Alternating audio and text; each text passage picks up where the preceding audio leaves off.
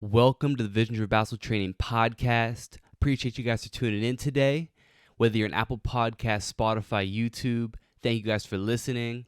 We'll hop into it. Really appreciate all the feedback I've been getting recently, just on recent videos. Specifically, a lot of you guys have really been sending me a lot of questions, which definitely helps out with knowing what I want to make more of. What videos are going to help you guys, what podcasts are going to help you guys. So continue to do that. Any questions you have, make sure you DM me on Instagram at Vision Driven Basketball. Try my best to get to all of them. And obviously, if you're on YouTube, you can leave a comment as well. But Instagram is the best spot to do that. And also, just give me a follow so you know when I'm going live with my workouts, or any of the things that you might want to know. Any posts that I have, you'll be able to see those as well. So make sure you guys check that out. Today, I want to talk about specifically how to improve your instincts and your basketball IQ, your ability to make reads, all those things. This is a question that I get so often. One of the most frequent questions that I get is just players asking about how they can improve those things in their game. Because typically what's going to happen is that, I'll get a DM saying, hey, coach, do you have a workout or a drill that can help me improve my IQ or my ability to make reads or my court vision? And, a lot of times I give the same answers so I want to make a podcast. It's a very, very important question to know, because it's a great question. And it's something you need to think about, if you really want to be at your best.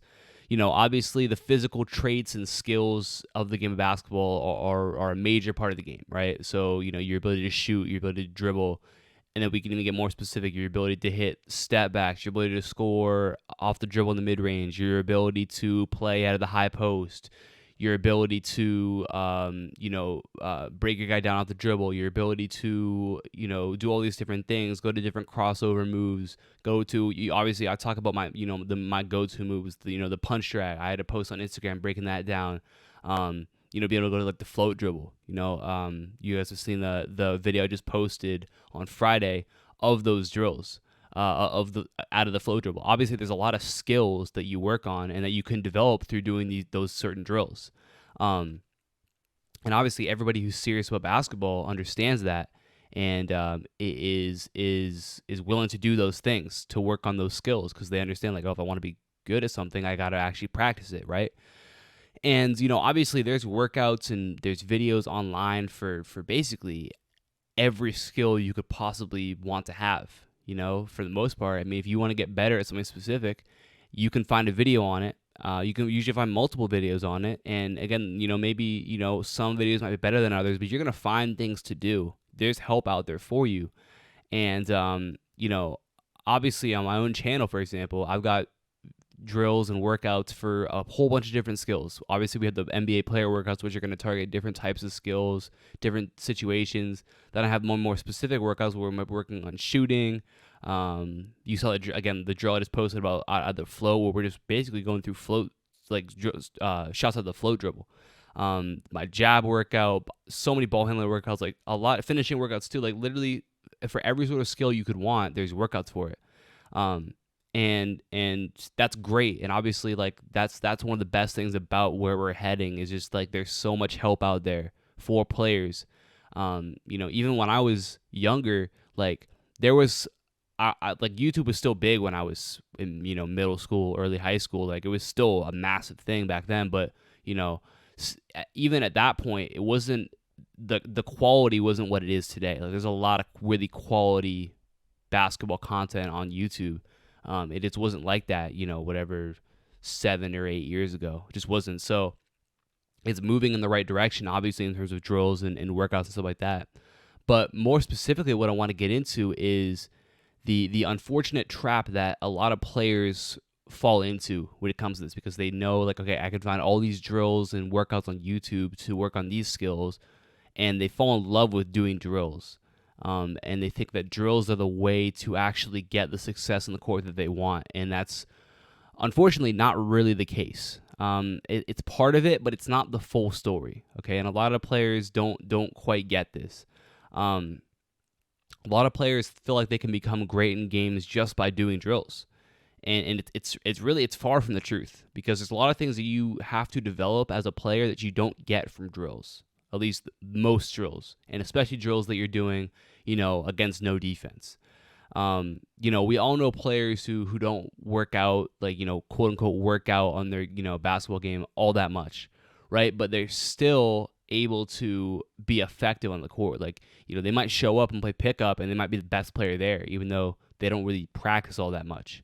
But maybe, they're always playing pickup, maybe basketball's not even their number one sport, but anytime, your group of friends is trying to get pickup runs, they show up and they just play, and they've become really, really good at playing. And that in itself is a skill that's very important to have. And that's really what I want to touch on today, because that is something that right there, that is a lesson you need to learn. And if you can apply that lesson with your drills, you'll become very, very effective in the way that you want to be. So, obviously, players will ask me, like, how can I improve my instincts? And really, that's a good question. But the question that I get a lot too is like, how do you have a workout to improve my instincts? Do you have a workout to improve a basketball IQ? Do you have a workout to improve my court vision or my passing? Like, here's the thing. I think passing in itself is a skill. Obviously, be able to throw behind the back pass and, no look pass or, over the head, whatever. But at the same time, a big part of passing is knowing when to do it. Okay? Like, you can have all the skills passing the world, but if you don't know when to make that pass, it's really useless. So I'm going to lump passing in with this too. So when I get questions about passing and all those things, like, I'm going to lump that in with this. And, what I tell them is that, like, when they ask that question, you don't get those skills from practice. Like, you don't get those skills from doing drills. You don't improve your basketball IQ. Now, you can to an extent, and I'll touch on this in a minute with basketball IQ. But in terms of court vision, instincts, overall awareness, and passing as well, you develop those through playing the game, through actually playing against defense. That's how you develop those things. And really, there's some things in the game of basketball that you just can't learn without facing defense. Improving your instincts, like making massive improvements in your IQ, your decision making. All those things are things you develop through trial and error. Okay, that's the thing. Players want to skip that whole trial and error phase because it's uncomfortable. It's not fun to have to go out there onto a court against actual opponents and mess up and turn the ball over and make the wrong read. They want to do a workout where they can say, oh, I can just work on this in a workout and then I can just go be perfect in games. But that's just not how it works. You can't look to approach things like that because it won't work out for you. And, you can make your individual workouts planned. You can make them perfect. You can make them, obviously a couple weeks ago we talked about, block versus random training, where, essentially when you have block training, it's where everything's planned out. I'm going to do this, then I'm going to do this, then this, then this, then this, and I can make it perfect, right? Random training is where things aren't going to be perfect for you. You might be creative with your drills, which I'm going to touch on in a later podcast, the importance of creativity. But that's part of it if you're working out by yourself. But then also, random training includes actual, like, game live situations, where you're playing 1-on-1, 3-on-3, 5. That's also training. It's random training though, because you can't plan anything out. It's not perfect, right? Things are going to go wrong. You're going to make mistakes. You're going to get beat sometimes. And that sort of training is very, very effective in developing you as a player. So that is why you need to have that sort of training is developed through that. So in that podcast, I talked about how, block and random training, like, random training is statistically better. Will give you better results, and you can listen to that podcast if you want to hear the full, like, the more detailed version of that. But essentially, you still need to have both of those things. You can still improve your shooting by doing rep after rep after rep block training. Okay, you can do that, and honestly, you're gonna have to. Even when I'm working out with my players, like, we're gonna get up a lot of spot shots. Okay. We're going to get up a lot of them. So I also get questions a lot from players like, Coach, is this block true? Like, Coach, how do I make all my workouts random? Like, you don't have to do that. All that I'm saying is that if you don't have access to a trainer who's going to do this for you. So I also get questions about trainers, which I'm going to touch on again later. but not always will trainers have or have random trainings. A lot of times it's gonna be block as well. But if you do block training, that's fine. Okay, that's fine. But you need to make sure that you also are playing basketball. You're playing pickup. You're playing 1-on-1, 3-on-3. That's going to be your random stuff. That's where you're going to actually learn how to develop those skills into actual, skills you can use in games. Okay, so like don't make things super complex for yourself. Okay, end of the day, play more basketball. That should be what you get from this. Play more basketball. Now, going back to basketball IQ, there are some things you can do to develop your basketball IQ off the floor. So, there are a lot of film breakdowns, IQ breakdowns out there, and there's a lot on my channel. If you go look, I have some film breakdowns, I have some move breakdowns that really break down like some of my favorite moves and why I think they're effective. I really encourage you guys to check those out. And like another one, I have my off-ball movement breakdown of Jeremy Lin, where we just looked at how he moves without the basketball, why he's able to score so easily. There's stuff like that you can learn that will help you. For me, there's a there's a baseline of things that you can learn from film study, right? And things you need to learn. So in my program, the 20 points per game blueprint, we break down film in there because we're trying to build that IQ. So when I teach a player like attack his lead foot, right? When I teach a player the best time to attack is off a closeout, right? And we look at situations in the 20 points per game blueprint of that happening and how guys are able to use that. That allows you to now be focused on that going into your actual training. So now you think, okay, you know what? I'm going to make sure, like, when I catch the ball, I remember I'm supposed to attack him on the closeout because he's moving towards me. I'm going to have the advantage getting downhill on him, right? That's something that can directly help you, okay? And we have a ton of stuff like that in there too. That being said, it doesn't stop there, right? You can also look at a lot of NBA games, college games. If you watch those games, that can also help you. You turn on the TV and you watch LeBron James using the pick and roll. You can learn from that, right? You can do that, but it doesn't stop at that point. Okay, you can't just study film and then expect to go into games and just be able to do the things you see, right? You should study film, but also then you have to actually get out there and do that, like do what you're watching, right? If you're learning how to attack, if you're learning, how to use a shot fake, how to use a jab, right? You can't just watch and say, oh, wow, that looks effective. Like, I guess I'll just go out and be great at that. Not how it works. You got to actually get out there and do it and learn how to do it and go through that whole trial and error piece of the thing too. And, that was, for me, growing up, that was a big thing for me. Like, a lot of the moves that I learned were just stuff that I would learn from online programs or from YouTube. And, the biggest thing was that when I learned them, I would actually go out and, like, practice them. Right. And then when I practiced them and I felt like I could actually do them like physically, then I'd go and try to do them in games, or not necessarily, but pickup or 1-on-1 or 2-on-2. Like, I'd get there in the practice, still in a practice situation, still in that random training, and work on those things. Then when I had that down, I felt like I could bring that into my actual games. That's how you develop a skill completely. You learn it, you see it, right? Then you take it into your practice, into your individual practice, and you learn how to do it. Then once you have that down, then you use it in your pickup games or in your 1-on-1. Then after you have that down there, you can use it in your real games.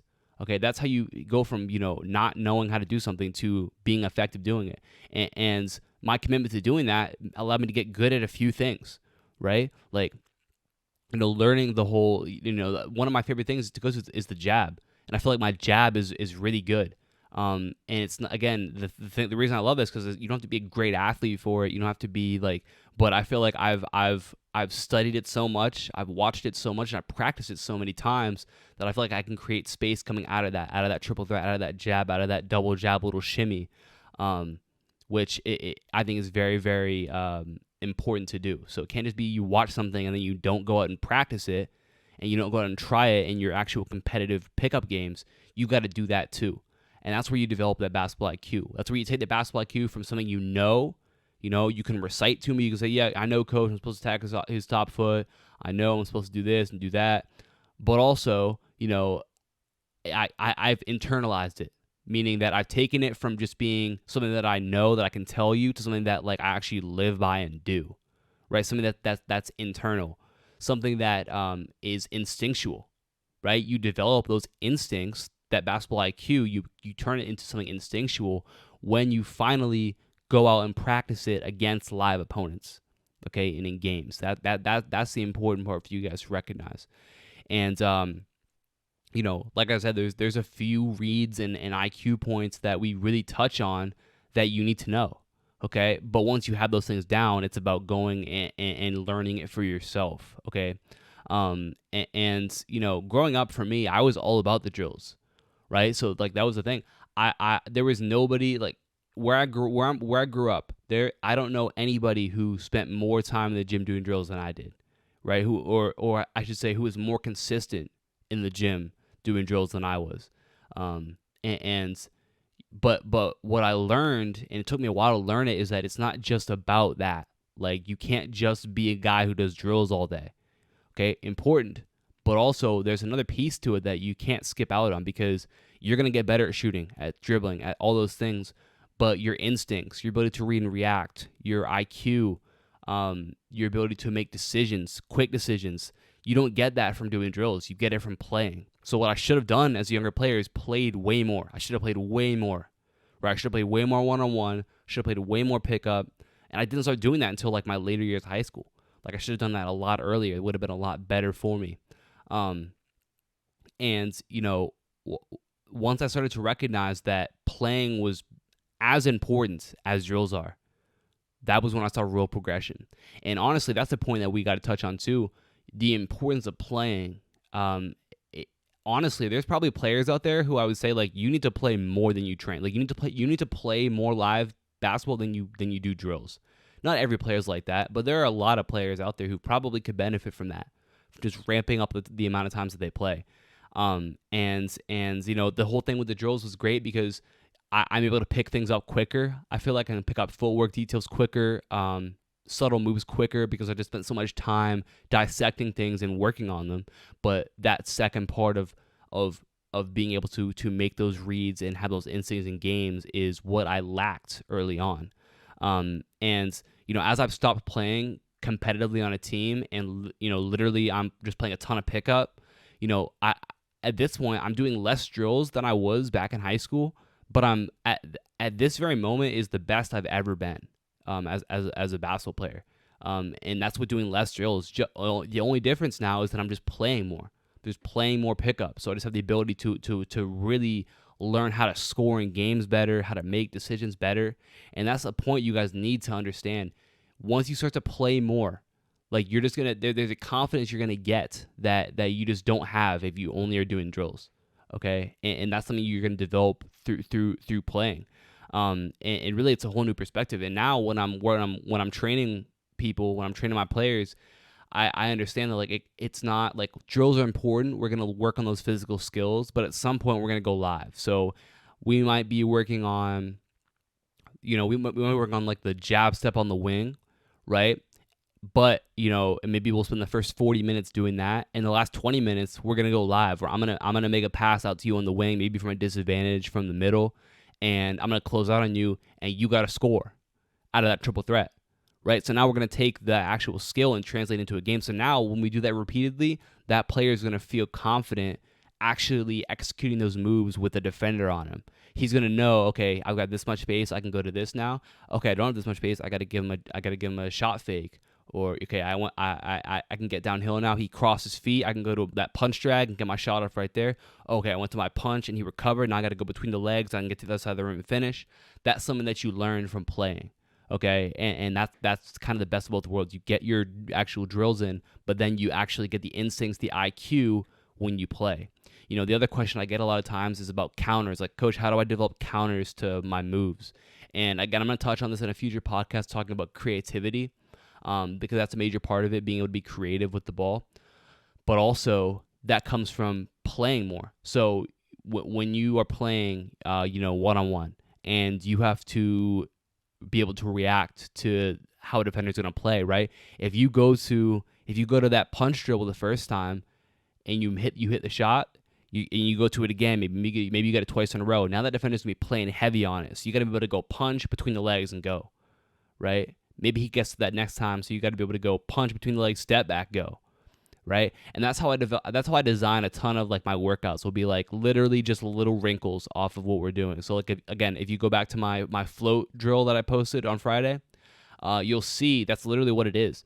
We're gonna take the float dribble, then we're gonna add a little piece to it. So we'll go from float into a shot, we'll go float into a shot into a side step, and then we'll go float into a between like step back, and then we'll go into a float between shift. Literally just adding wrinkles to every single variation of the move. And if you watch that drill, that's literally what we did. We just shifted variations the whole time. So now all of a sudden you're playing out of that float. Well, you have an unlimited amount of options you can go to, right? So if you're trying to work on something like that's an important thing to do. I'm trying to work on being able to go to that punch. So what are all the variations I could go to, right? I could go to a punch into a shot. I could go punch into between the legs. I could go punch into a step back. I could go punch into a hesitation, into a blow by. I could go punch into a behind the back step. Like literally, there's an unlimited amount of things you can go to.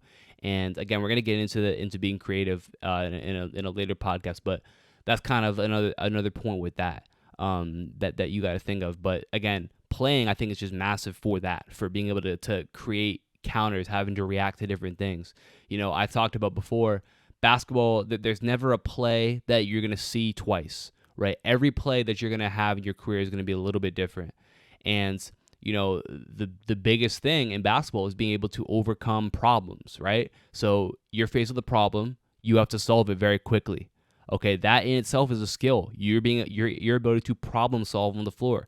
And the more you do that in your training, aka pick up one-on-one, the more you have to learn how to solve problems, the better you're going to be when you get to games and you have to solve problems. Okay, because when you're just training, doing drills, you don't have to solve problems. They're already solved for you. There's no defense. You just do it, right? You get into games and a pickup, and that's different. Okay, so it really translates for you, and again, it's going to help you develop a level of confidence that you haven't had before. Okay, so I can't stress it enough. If you want to be able to learn those instincts, and really that's what it is. When people talk about instincts and IQ, all that really is your ability to solve problems.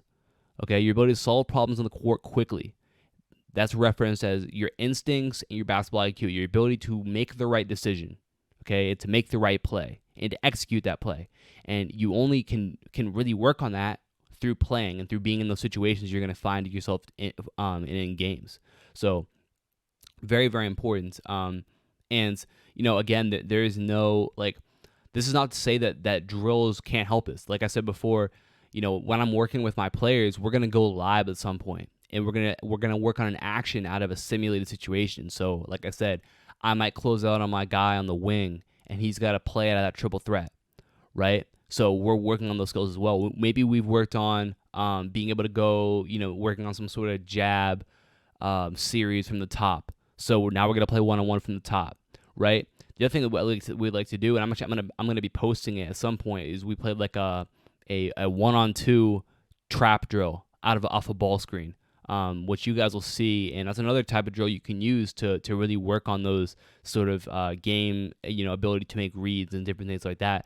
There's a lot of different live things you can do, and if you're fortunate enough to have access to somebody who knows how to do that, so if you have a coach or a trainer who knows like how to implement those things, that can be very, very helpful as well. In addition to your training and your playing, that can really help you as well. But if you don't have that, like, it's not the end of the world. Just make sure you play more basketball. And I also want to clarify what I mean by play more, because not all pickup is equal. Okay. The pickup units that you play needs to be game-like, right? It can't just be, you go to the YMCA and you're playing against a bunch of, trash players, or, playing against a bunch of kids who are 6 years younger than you. Like, that's not going to help you all that much. If it's all you have access to right now, like, make the most of it for now, but you're going to want to find a better situation for yourself. Okay, so, what that means is you want to try and find a situation where you can play against other good players. Okay, so maybe you can't consistently find good 5-on-5. If you can find good 3-on-3 or good 2-on-2 or good 4-on-4 or 1-on-1, whatever, that's going to be helpful for you as well. But obviously 5-on-5 is ideal. But the thing is you can kind of be that person. And honestly, like, that's what I've been able to do. Like, just playing pickup, I have access to a gym, so that really hasn't been an issue. I can get guys in the gym, we can play pickup, um, which is just super important for, the guys that I'm working out with, but also, like, just getting a chance to play, right? So, be that guy, be like, hey, text all your teammates, hey, let's go to the park and play, right? Maybe you guys can go to the local gym and play, right? Be proactive and be like, hey, I'm gonna try and get 5 of my friends to go play, and we can play 3-on-3, right? 5 of my teammates who are all good, who are all at least gonna play hard, who are gonna give me a chance to actually, get some good looks.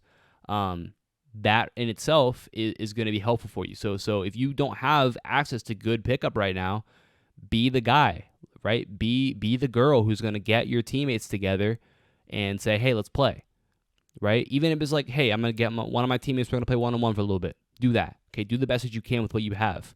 And that's the thing. I always talk about the importance of playing one-on-one, and it truly is incredibly important that you do that. There's a lot of things you can develop, and ultimately, basketball is about being able to beat your guy and put the ball in the basket. So, when you're playing, if you're able to just play one-on-one and learn how to do that at a high level, again, your confidence is going to go way up. Okay, obviously basketball is a 5-on-5 game. It's not about one-on-one, which is why I recommend, if you're going to play one-on-one consistently, give yourself a 3 or 4 dribble limit. So say, we're going to play 5-on-5 or we're going to play one-on-one, but you have a 4 dribble limit. Okay, if you can't dribble more than 4 times, 3 dribble limit, usually how I play it. Make it game-like. And force yourself to learn how to score with limited dribbles and against somebody who knows you're going to shoot the ball, right? In a 5-on-5 game, they don't know if you're going to shoot or you're going to pass, right? But in one-on-one, they know you have to score. So that adds another level of difficulty to it. That's going to make it easier in games when your defender isn't quite so sure what you're going to do. Okay, so very important to do that. So kind of the question is, like, what would that schedule look like then, coach? Like, if I'm supposed to, you say you're telling me to still do my drills and all that, but also to play more, like, how do I balance that? For my guys, so for my guys in the perimeter score system, I recommend that they play at least twice a week. However, like, that's a minimum. Like, you can play more than that. If you can play 4 or 5 times a week, cool.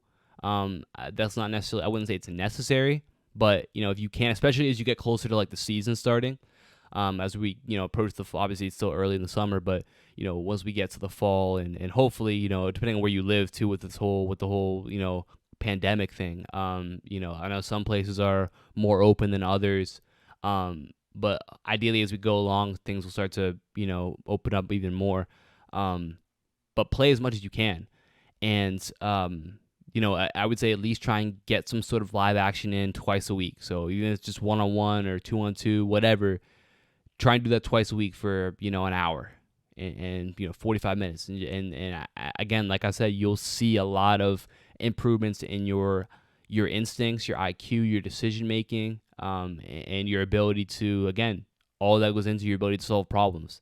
And once you are confident that you can solve those problems consistently at a high level, that's where you'll start to get that confidence, right? And it's really not a confidence you get from any sort of workout. Like, you might feel confident in your ability to shoot the ball. If you can shoot the ball at a high level in your workouts, you're going to be confident doing that, right? Like, and that's completely understandable. It's the same thing with your ability to solve problems, your instincts, your IQ, your decision making.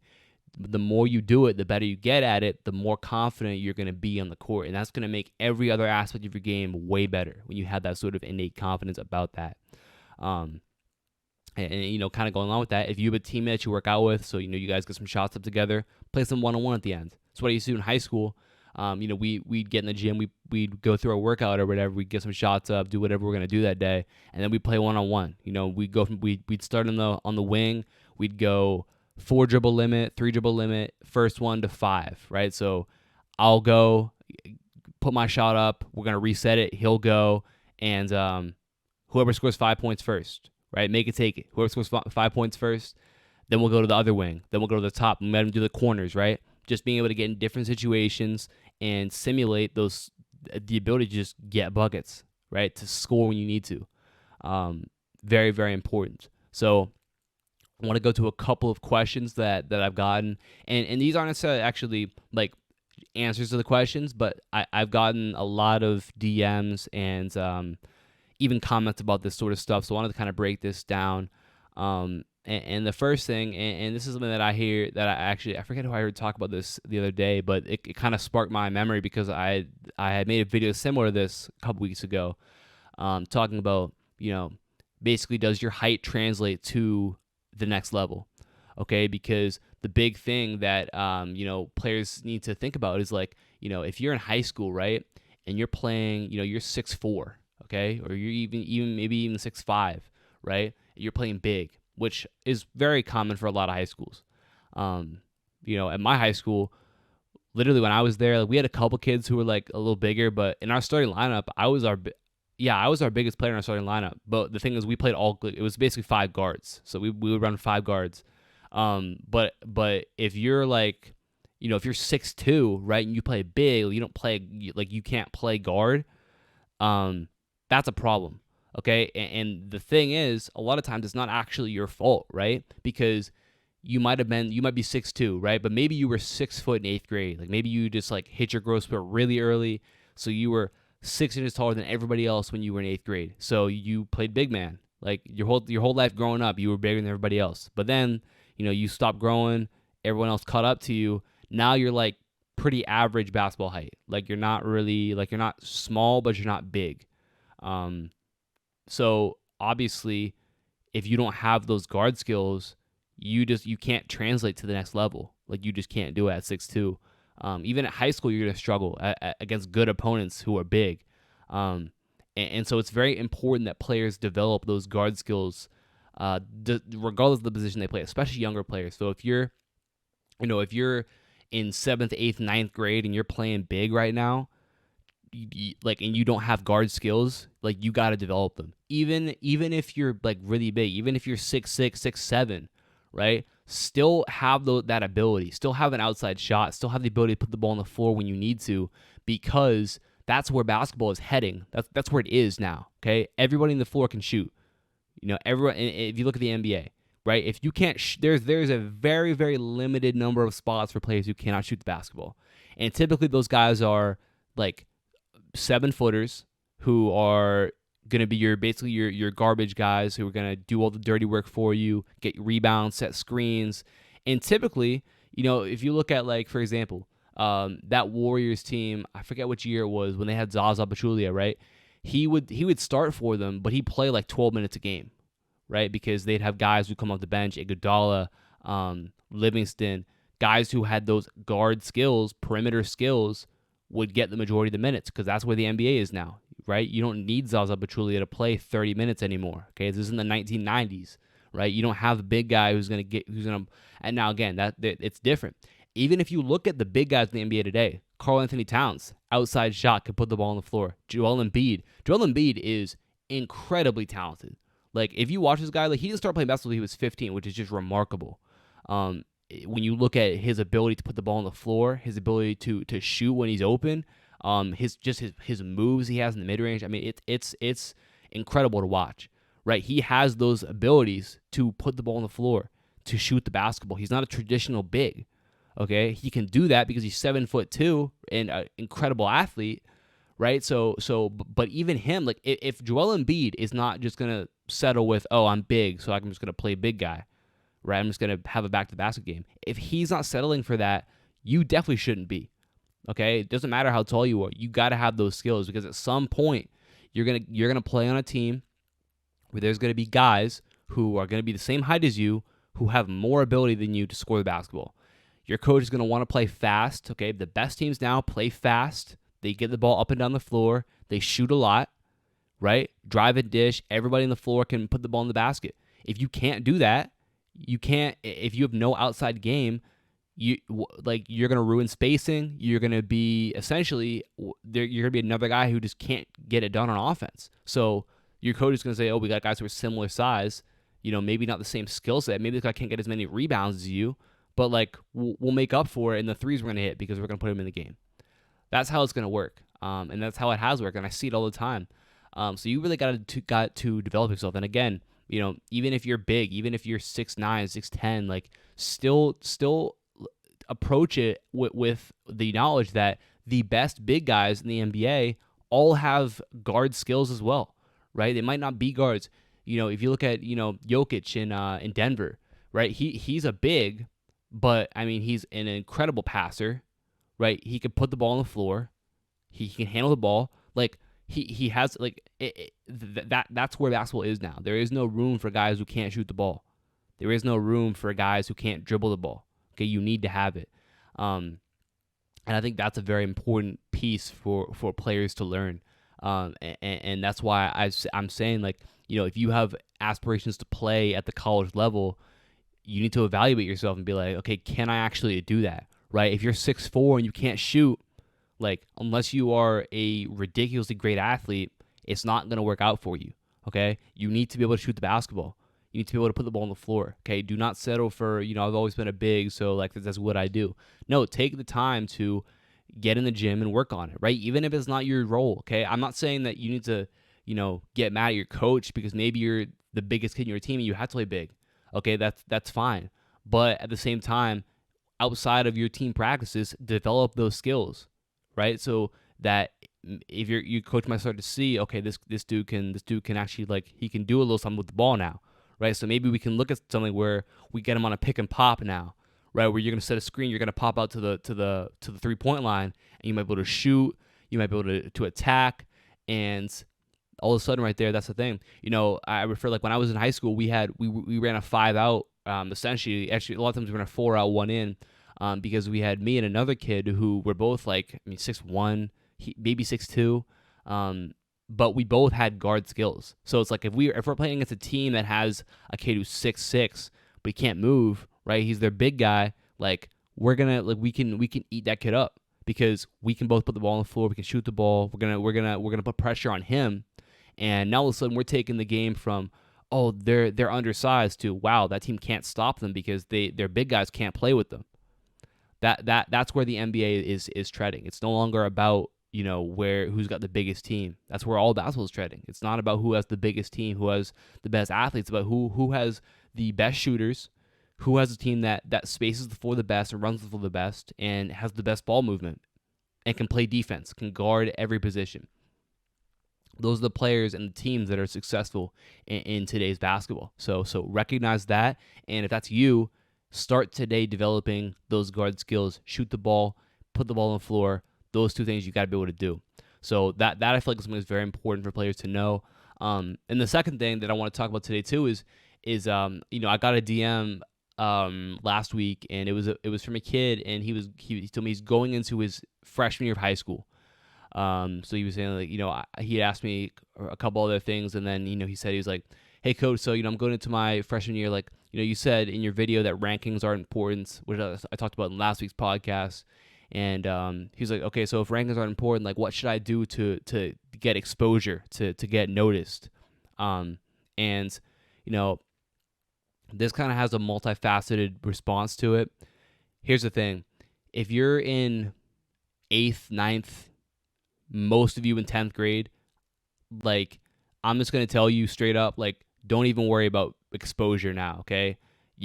Most of you are not Mikey Williams, okay? Like most of you aren't. So most of you aren't going to have ESPN and all these major networks covering you when you're in 8th or 9th grade. This just won't happen. Very, very, very, very, very, very few players have that.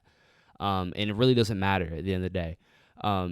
So the whole exposure thing, it's for what? Like, the main thing is, players will ask me, like, coach, how do I get recruited to play basketball? Like, I don't want it to, it's not this simple, but it really is. Like, you have to be good. You have to be really, really good. Like, really, really good. If you aren't getting recruited, now there's some things that you can do additionally, but at the end of the day, if you're in 8th or 9th grade, like, you aren't good enough to play college basketball yet. Again, unless you're a top player.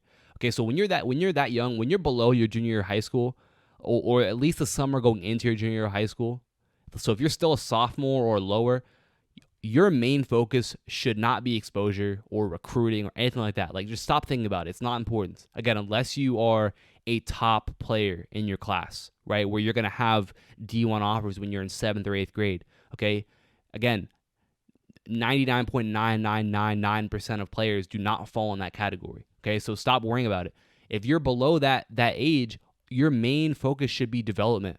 Okay, it should be getting really, really good so that by the time you're a junior, right? Junior is a very important year for recruiting. By the time you're a junior, you can contribute to your varsity team. You can be a main guy in your varsity team.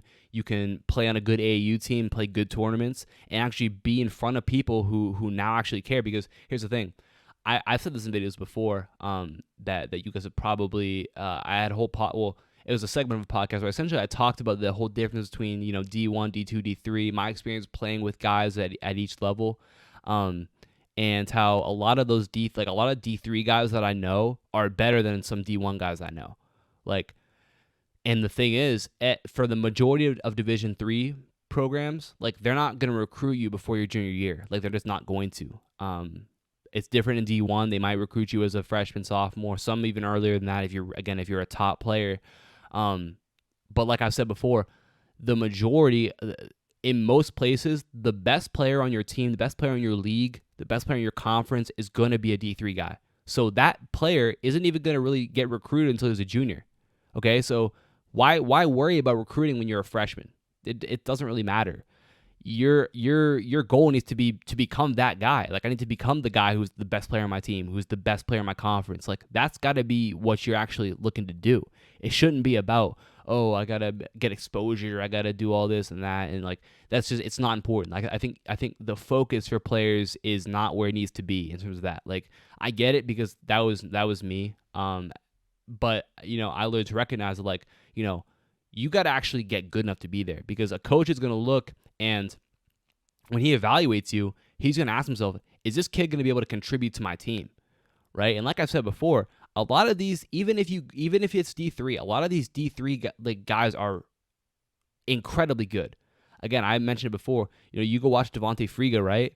That's a D3 guy, and he is if you play with him, he's probably one of the best players you're ever going to play with. Right, so you need to look at that. Think about that yourself. If a guy like that is, and again, I know this for I don't know this for sure, but you'd assume probably not before his junior year is really when he started to get that sort of traction, at least with the program he ended up going to. So end of the day, the exposure piece, forget about that for now. Okay. Get to a point where you can actually see yourself contributing to a college roster, okay? This shouldn't be about I want to play. No, it needs to be are you good enough to do that? Be honest with yourself. Ask yourself that. If you aren't, then figure out why that is and work on it, okay? Once you get to your junior year of high school, okay, going into your junior year, this is when you can start to be proactive. So, for example, and I'm gonna dive into this at some point in more detail. Probably give you guys something like some sort of template or something that you can use. But you're gonna want to reach out to coaches, okay? Because here's the thing. Again, if you're not a top player, if you're not a D1 guy, teams are not gonna reach out to you for the most part. They might reach out to you, but you're gonna have to reach out to a lot of schools, especially if you're interested in them. So if you want to go to this school, it's a good chance they probably won't reach out to you. You're going to have to be the one to email their coach, say, hey, coach, my name is, Mark. I go to this high school, and I graduated this year. Here's my highlights. This is my stats from last year. I'm interested in playing at your school. And essentially that's what you're going to say. So you're going to do that for the schools you're interested in. And at that point, if they think, again, if the coach looks at you, looks at your highlights or looks at your game film, says, hey, this kid might have the potential to contribute to our team in a couple of years, they'll be interested in you. If they don't think that, then they won't be. So again, you need to put yourself in the best position to actually get there. Okay, stop trying to get to the finish line before you even start the race. Right? If you're at 8th or 9th grade, you haven't even started. You're not even close to where you need to be. Okay, so stop worrying about the finish line. Start focusing on actually sprinting and getting into first place, right? Worry about actually doing it before you actually worry about finishing it. That's a big thing I think that players need to understand, is that it's not just about oh, I got to get exposure. This kid is, Mikey Williams is getting this and that. It's stop. Again, that's my issue with Ball's life and overtime is like, stop worrying about what's happening on overtime. It has no effect on you. Again, those players on there are most of them are the very, very top of the basketball of each class, right? So they're going to get the attention, they're going to get the quote unquote exposure, and they're going to get the offers early because they're better than everybody else is. Okay, so you can't worry about that right now. That doesn't affect you. You got to get yourself to a position to where you actually can contribute, and schools are actually interested in you. Okay, because if you just are like, oh, I'm gonna get exposure, that's the other thing too. Like you gotta think about these camps too. A lot of camps are gonna be like, oh, exposure camps or whatever, right? But if you aren't good enough, like if you aren't that good, what's your exposure gonna do? It's gonna really be a waste of your time and money potentially, when you could be spending that time and money in a better place. And then by the time you're a junior, senior, you gotta worry about that stuff, and you can go to those camps, right? Because you're good enough, you put the work in for it now, and you know that teams are gonna be interested in you. Okay, so take it step by step, get there first, get good enough first, then worry about actually being, reaching out and putting yourself in a position to have opportunities for yourself. Okay, that's how it works. So those are the two things I want to talk about in addition to the whole first point. As always, like I always say, guys, if you have questions for me, send me a DM on Instagram at Vision Driven Basketball. Again, a lot of those last two questions all from DMs that I got. And really, actually, this whole entire podcast is from DMs. I get DMs on this stuff all the time. So, it lets me know what I need to talk about, what you guys want to hear. So again, if you have a question, let me know about it. And if not, just give me a follow on Instagram regardless, at Vision Driven Basketball, so you always see what's going on.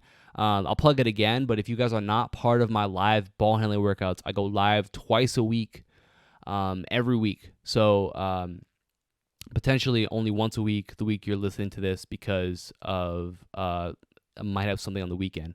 But Wednesday and Saturday or Sunday every week. So what you should do if you're interested in that is you should follow me on Instagram, first of all, and you're going to see I post on my story the day before I go live for my workouts. Every single time, the day before, I'm going to post about it. You're going to see it. You can turn on reminders so that you know exactly when I'm going to go live. Also, if you're subscribed on YouTube as well, make sure you turn notifications on so you know when I'm going live. And, again, again, a shout out to all my guys who have been showing up to those. I've been doing these since mid-April at this point, and it's mid-June. I've literally had guys who have been at every single one. All the feedback from those guys has been incredible, just the improvements they've seen in their ball handling. That's one of the big things is, you want to get better at handling the basketball, you got to have the ball in your hand more often. That was something that I've learned, is just being able to be consistent. Consistent work is really a key when it comes to developing your ball handling. So again, I want to encourage all you guys listening, if you have not done that, make sure you check it out. And the other thing too is, like, once I record them, they're on YouTube, so they're on there forever. So if you want to go back and do one of those live workouts, you can do it whenever you want to. But just so you know that's there. So make sure, again, follow me on Instagram at Vision Driven Basketball. Any of your questions, stuff like that. If you're listening on Apple Podcasts right now, would really appreciate if you guys would go ahead and drop a review for me. Scroll down the bottom of the page. Quick 5-star review. Take you 3 seconds. Really helps out the podcast, so I appreciate that. If you're on YouTube, go ahead and subscribe and leave a comment and a like as well.